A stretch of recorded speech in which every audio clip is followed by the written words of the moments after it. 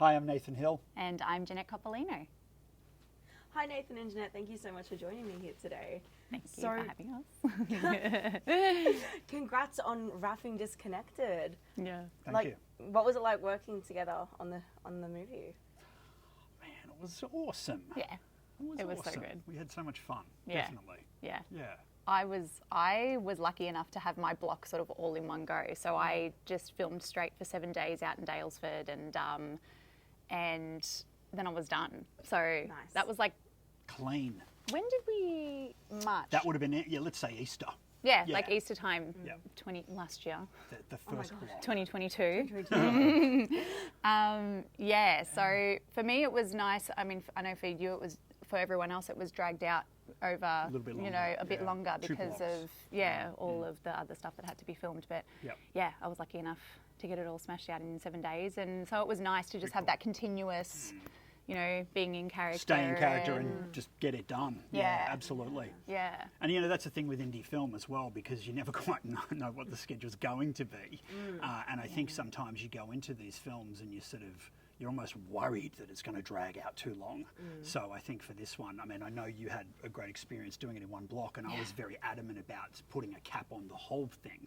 Like, we have to finish by end of the year. Sorry, guys. Yeah, and that's what it's like even when you're on contracts. Yeah. It'll have a deadline, Yeah. so you've got to try to adhere to the same thing, I think. Yeah, for sure. Yeah. Otherwise the film just doesn't get done. Absolutely, Yeah. man. You've got to crack the whip a little Yeah. bit. You've got to get it done. Otherwise, you're waiting and waiting and waiting, and people lose interest, So.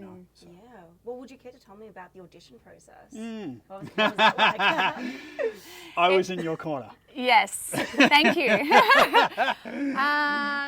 Well, do you want me to go first? Sure. Sure, why not? So I applied for the role of Philippa on Star Now, and I hadn't worked with anyone that was involved in the project before, and so I just applied and got an email saying that they wanted to see me for an audition, which was amazing. So obviously learnt the stuff, went in, and it was actually my first in-person audition since I remember remember COVID. that now. Yes. Wow. Remember that? Yeah.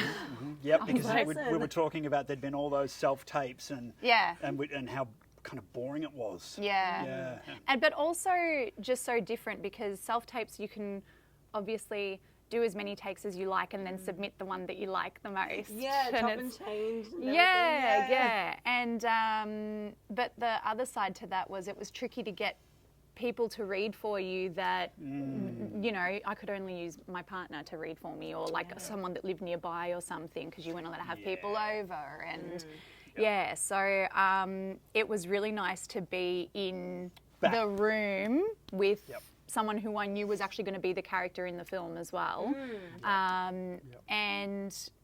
But it was incredibly nerve-wracking because you kind of only had like 2 goes to do it, and then they were like, all right, thanks for coming in, and I was like, okay, bye.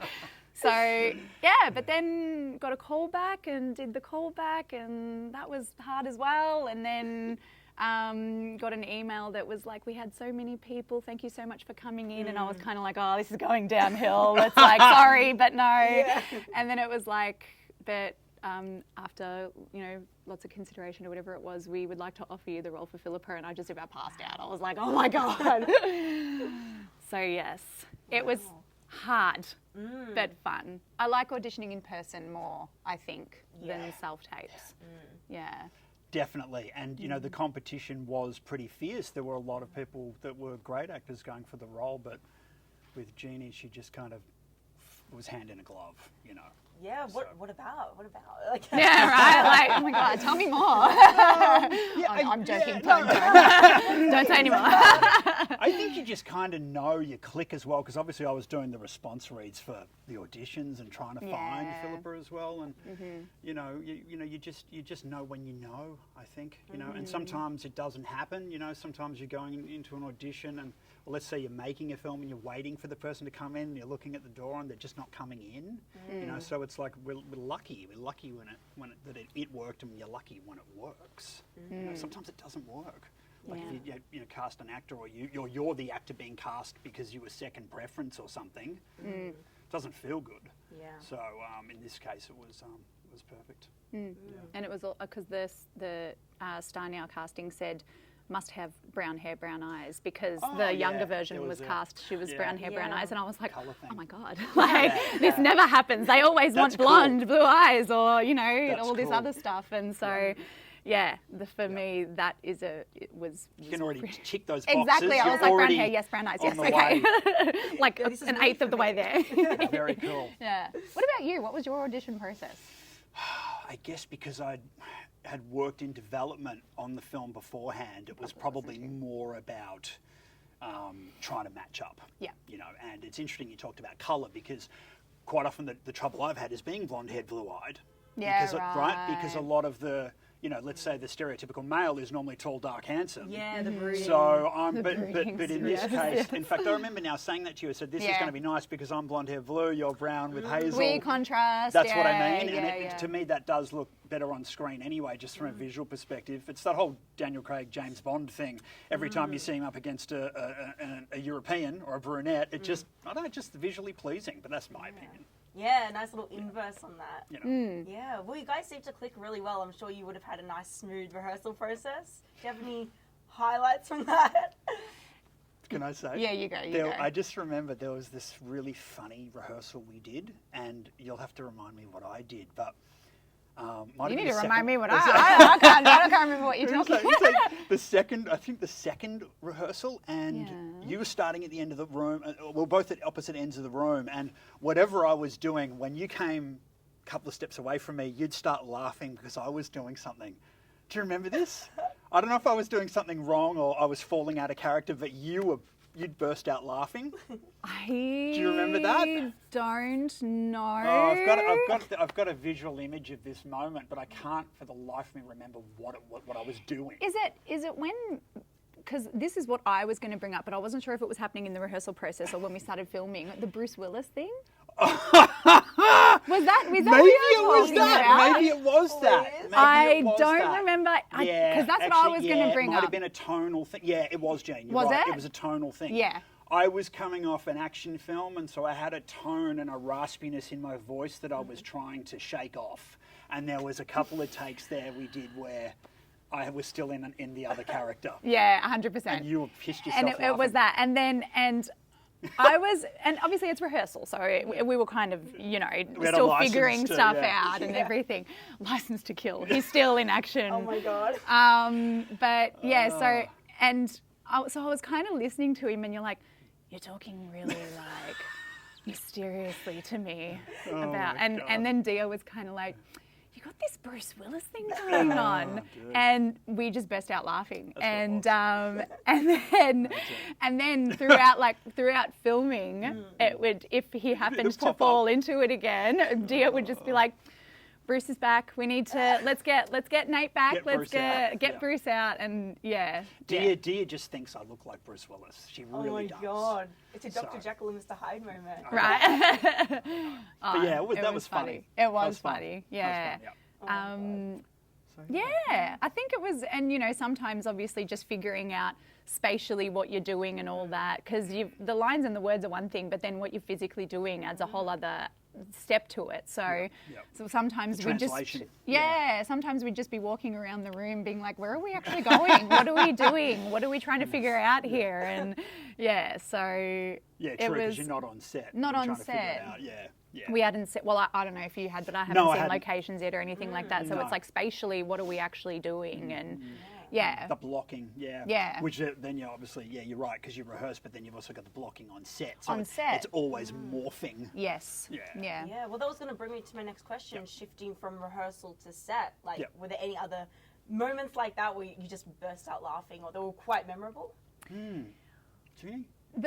The one that I remember burst out laughing with wasn't with you. Right. It was when I was in the car with Was it with Callum? Callum and oh my God, what's her name? Co-lead? Kimmy. Oh, Kimmy. Callum Because and Kimmy. Callum and Kimmy, because Yep. she was in the back of the car. Oh, okay. But I didn't know she was in the back of the car.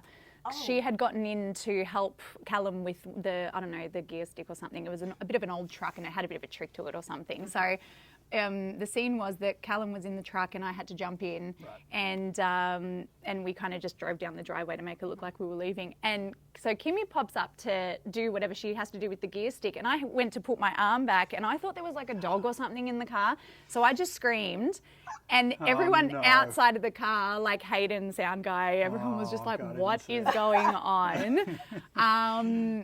But everything else, I feel like pretty smooth, yeah. Like little jokes happening on set and all that sort of stuff. But it was like once we kind of got into what we had to do, it was refreshing because it was very professional. Yeah. You know, we knew what we had to do and we just did it. Yeah. And it wasn't like our scenes together were particularly. Some of them were really hard and emotional, and some I see what you mean. They weren't so far off the spectrum that they were going to be like tough or awkward or challenging. Like that, it was pretty manageable. Yeah, but I mean in the sense that like for bursting out laughing or something funny happening, like we didn't really have any like of that hyper kind of reality moment. Yeah, true. There wasn't much. It was more. You're right. It was more structured rather than hyper. Yeah. Good point. Yeah. Well, interestingly, I have a note here about 3 missing kids. Care to elaborate on that? I know what this is. Yeah. She hates this. I'm ready to hear it. I won't go into it too much, but I just remember, like, when we went out to shoot in Dalesford, you know, I'm one of those guys, I like to know the place I'm shooting in and do a little bit of research. And when we got to the property, where we shot the Airbnb stuff, the landlord, the first thing she told me was this story about how possibly 1900s, early 1900s, there were 3 children that went walkabout and went missing. And then sometime later, I don't know how much time later, but they kind of found these poor 3 kids and they were dead. They found their skeletons. And so... Yeah.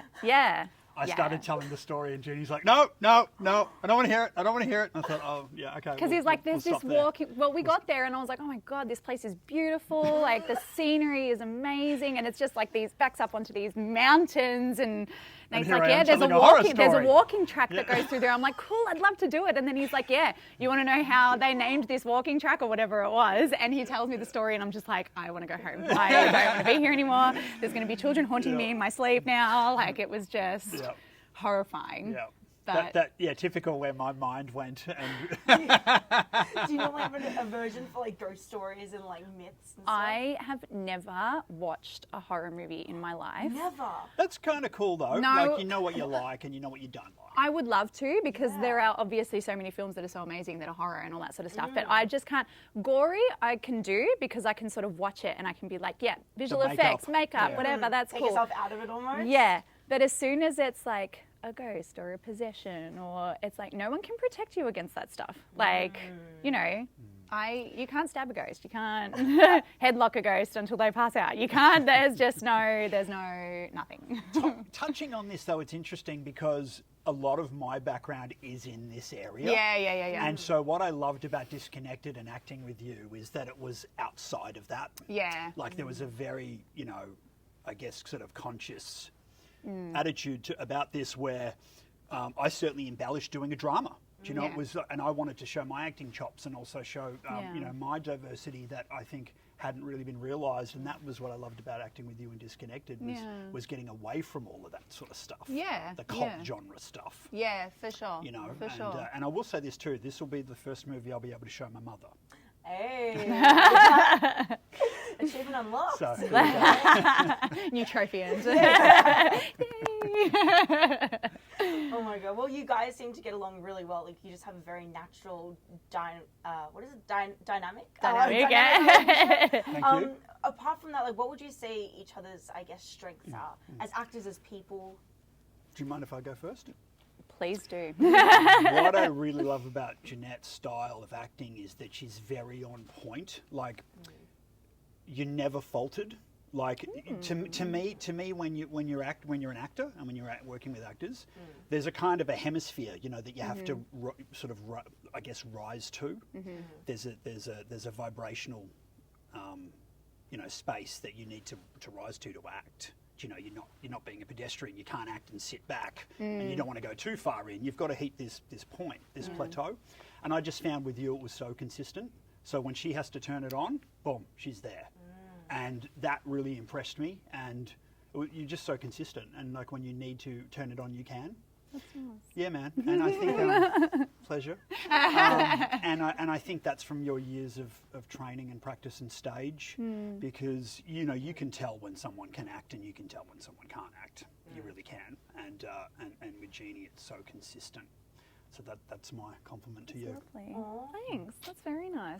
Pleasure. And look, the same goes to you. But I also found that if there was something that, because obviously you bounce off the other actor, and you kind of got to do the give and take and all that sort of stuff, obviously. And I just found that if I was personally struggling with something, I'd have a chat to Nate about it and be like, can we try this? Can we, whatever it is? And he would really work hard, and we would work really hard together to kind of help each other achieve those things that we needed to, and those places that we needed to get to emotionally, and all of that sort of stuff. And also that it was just easy. I feel like. Oh, good. Like nice. It was easy to, and we all had that mutual, feeling with Dia as well. Like Dia directing, she had a lot of trust in us, I feel like, as well. I felt that she trusted me, which 100%. is always really nice. That if you feel like you're doing the right thing, it's. And every now and then I was like, "Was that okay, Dia?" She's like, "If you don't get notes from me, it means you're doing good." And I'm like, "Okay, awesome." Yeah. So. Did you find it's nice when you are in a movie, and like after the first day or first couple of days, the penny drops and you figure out you're doing okay, and then you can just act. And do you know what? So this is actually the first feature-length film that I've done, other than theatre stuff. And what I loved about theatre stuff is that you've just got so much rehearsal and so much time with the other actors to be able to really just fall in and get comfortable. And then you've got like 9 or 10 shows or however many shows you do. So you do get that comfortability. And doing like short films and all that sort of stuff in between is still so much fun, but you only have like 1 or 2 days of shooting or whatever it is. And so for me, I not so much anymore, but when I was first starting out just doing short films, I was kind of like on set for the day, like, oh my God, I'm so nervous. And then it was done, and I'm just like, no, I want to go back and do it again. Right. So this was the first experience where, yes, like I already had felt so comfortable with everyone on the first day, because everyone was just so beautiful. Like I loved the whole team, everyone that was there. But yeah, by the second day, there was just such a nice flow, and we all knew our characters, and we all knew the story, and so to be able to do that for 7 days straight was just like, it was amazing. Bliss. Yeah. You're right, because remember when we got to the end, we kind of didn't want it to finish. Yeah. I think I even said that to you. I said, don't go. Yeah, it was seriously like, isn't there just like, can I just be another character, just do a bit of makeup on me, and I'll just play someone else now? So right. No, and that's awesome you said that, because that also doesn't happen all the time. Yeah.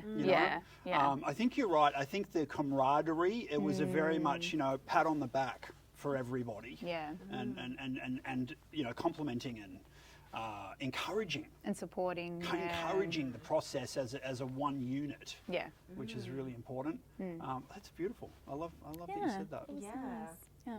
All right, nice. well, for the inverse, curiously, what's some constructive criticism that you give each other? During the on-set process, rehearsal process, anything really. She's gonna love that. Yeah, no, you go first. Should I go first? Shall I down you before you down me? Absolutely. You guys are lifting each other up now. Time to bring them down. Yeah, it's like, let's just knock each other off those pedestals. Yeah, right, do it now. Get them. You ready to step in the back now? Yeah. No, I think constructive criticism. I mean, this is going to sound like, I'm blowing smoke up your rear end, but I don't have any.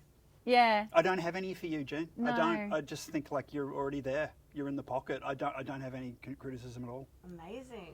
I can't think of one thing. The thing that I felt for myself that I know that I want to work on was that, how we had the public stuff that we had to do, like when we were at the lake and when we were at...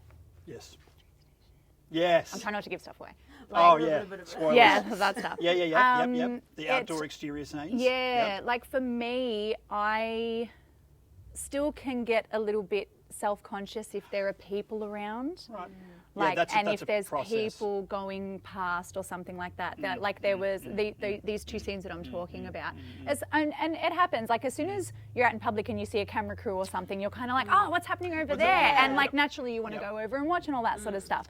And for me, it was distracting to know, especially for the nature of those scenes, distracting to know that people were watching, and I was just getting really like, oh my God, of all the stuff they could have been watching, I really don't want them to watch this, you know? And so for me, I'd like to, and I think you might have made a comment too when we were at the train station, that it was like, there's just this guy in my line of sight and I can see in my eye line, right? Yeah. Yeah, okay. And so get the AD to kick him out, get him out of there. Right, but then it's like you can't because it's a public place. You can't tell people to go away. So depends on the angle, But True. so for me, I feel like I'm trying to anyway practice just So that's more personal. blocking stuff out, and Oh, you're absolutely right. It's all about what you're disengaging from and trying to focus even more so. And I think, you hear these stories about, when actors are doing green screen and there's nothing to respond to. It's also the same problem. For sure. Either having too many distractions or having nothing. And having to, Do you think coming from a theatre background as well, where it's rehearsed and then you put on a show and it's contained and the audience is in a spot, has not conditioned you, but that is your learning, is going from stage to screen? Is that just a part of the transition? Because when you're on set, it's a bit chaotic. There's a lot of things out of control. Yeah, for sure. Is it one of those? Is it a transition? I think with theatre, the audience is there, but you know that they're there. And they have paid to come and see that you, show. and you know that you're performing it for them. Gotcha. Whereas if it's a random, if it's just a random that's like staring at you Yeah, and like heavy breathing while you're trying to be serious or emotional, so it was. I think it was more and because people are in the situations that we were in for those scenes in real life all the time, but there's not necessarily focus drawn to it because of all the camera crew and all that sort of stuff. So you walk past this kind of stuff happening all the time, but then as soon as people see, it's like, oh my God, what are they doing? What are they shooting? I mean, I saw a YouTube video recently with Jason Statham, and they had permission to shoot in a park, but they had this one guy that just kept coming down and getting in their frames or their eye lines, and I saw the AD get up and run after him. He was going to try and punch him on. Like it was, it can get to that point. But anyway, that's another story. Yeah, I know, right? Yeah, we could go on. Wow. Well, then taking that into account and your experience on your first ever feature-length film, which do you prefer at the end of the day? What do you mean, like theatre? Or film? Oh wow, what a question! I know to put you in the deep end. I like them both for very different reasons. Yeah.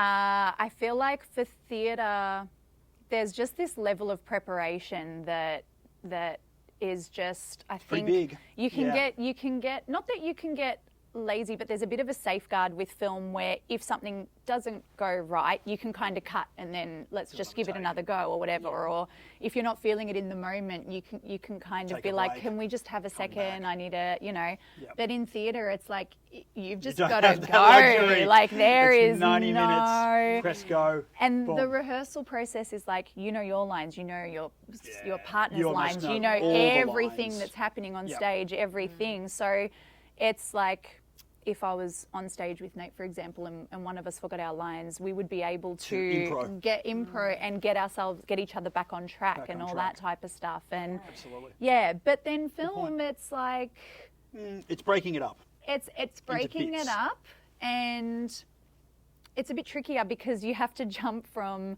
you could film the last scene of the film first and then jump from all different bits and pieces. Shoot the last it's scene like, first. And then in one day you go from day 1 in the story to day 7 in the story, back to day 3 in the story. So it's like, what was my hair? What was I feeling? What time of day was it? And you're brushing on another good point. In a feature, I think it's imperative that you rehearse. Because if you kind of go out there, which happens most times, they don't have much rehearsal. Yeah. You go out there flying blind, I don't think you're going to get as better product. Yeah. Because like I've seen the way Jean works, she knows how I work, you doctor your script. Yeah. You know what emotion's going to be in every scene. So when it is broken up, you go, oh yeah, and you know how to access that emotion. Yeah. On that day. Yeah. That's quite emotionally exhausting. How do you both handle it? Like, what are your techniques? I would say for me, it's more just managing myself. It's me knowing me, you know. So, I mean, I would, you know, drink at least 2 litres of water a day, you know, try to remain healthy, eat well, sleep well. You know, it's just about general health, I think. Yeah, and the preparation, like knowing the night before what you're going to be doing for the day, and just being Not able bombarding to yourself, break it up bit by bit. I would often like do that. obviously like you know, you read everything enough that it's the lines and all that are in your body and you know what's going on, but then because it is so choppy and changey in one day, you could be like happy-go-Larry for the first scene, and then the second scene you've broken down and cried, and then the third scene you're like getting ready to go out with your friends, you know, like it's just the array that you sometimes go through. I thank Dia every day for having all of my crying scenes in one day, because then I was just like cry in the morning, cry in the afternoon, cry at night time, and it was like, yes, all the crying stuff's done, let's go. But so like, and I think, if I'm not wrong, she did that consciously. So I was just like, that was really helpful for me. And just luckily I was crying in the same place all throughout the film. So it was like amazing. But I can't wait to see that. Oh, it was hard. But you know, all the crew were like, let's just get skeleton crew on. This is a bit of a tough, you know, day and all that. I like and that was really considerate adhering to the actual scene that's going on as well, which is important. And also just from a filmmaking point of view, you know, if you don't need all the crew on a particular scene, why would you hire them? You're wasting money. Exactly. I mean, when you do a drone shot, it's the drone operator. Do you know what I mean? So it's kind of great to be able to cater to the environment or the situation. Oh, for sure. Well, what would you say your individual, I guess, unwinding rituals are? Like a long day after set. I like a bath. That's just me. I like with a long hot bath. I need a bath. Some bubbles. A few bubbles. A bit of lavender. Glass in the of background. whatever. Just a bit of music. You know, some reset. Wine. I was going to say wine. Like 100%. It's just like down a glass.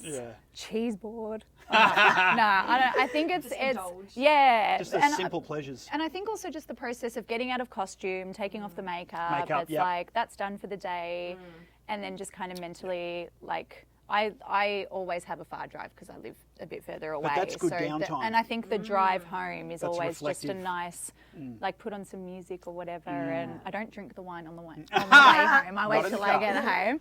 But just the winding down and kind of regrouping to that's done, cool. And then when I get home, figure out what I got to do for the next day and do it. Nice, cool. Yeah. Well, you told us that you found the role through Star Now and you were involved heavily in development, but can you tell me more about your agency representation? Shall I go first? Yes. I can say I'm somebody that's had the best and the worst. So for me, it's a lifelong process. You never be with the same agent forever. And when you're young and starting out, obviously you're limited because you don't have as much experience yet. So you have to kind of work your way up the ropes. So I think it's a gradual process. It's a lifelong process. You don't want to burn bridges because obviously a lot of agents know each other. It's tricky. But I think the right agent presents itself when you're at that next level anyway.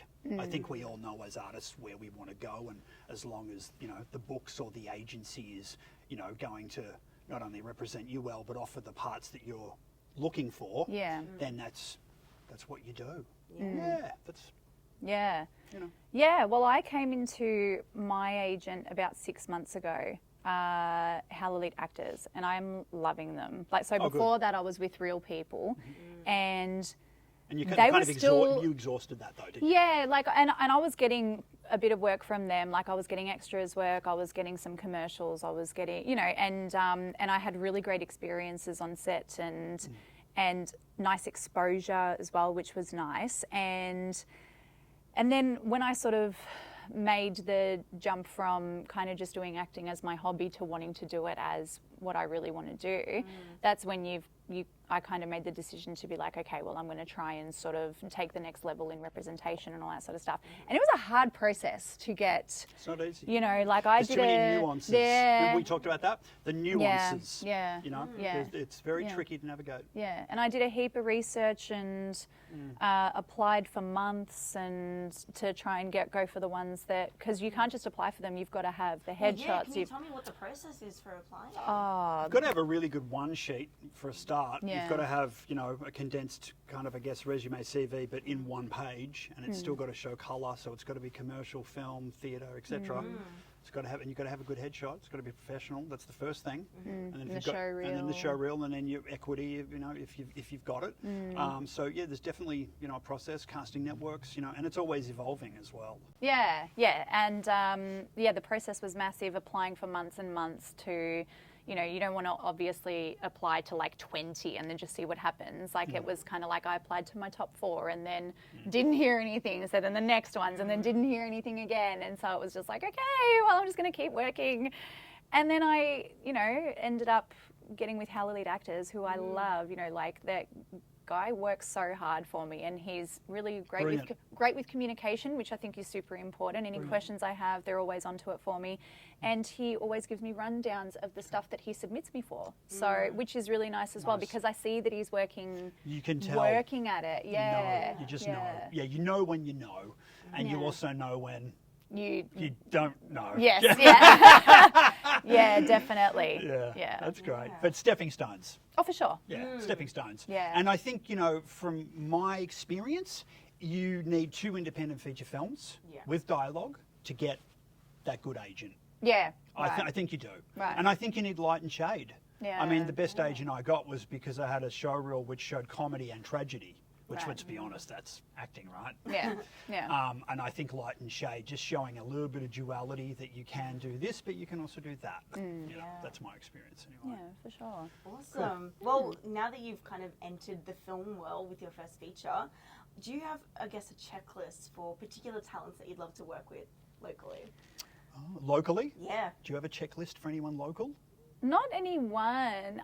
I mean, I really love going out and doing workshops or short courses to sort of experience working with people that I may not have necessarily worked with in the past. And that's what I like, because I see everyone on you know, TV shows and movies, and it's like, yeah, of course I'd love to work with them, that'd be amazing. But going in and, like, I did a short course with Scott Major recently, and he was amazing, amazing. And then some of the students that I worked with in the class as well were amazing.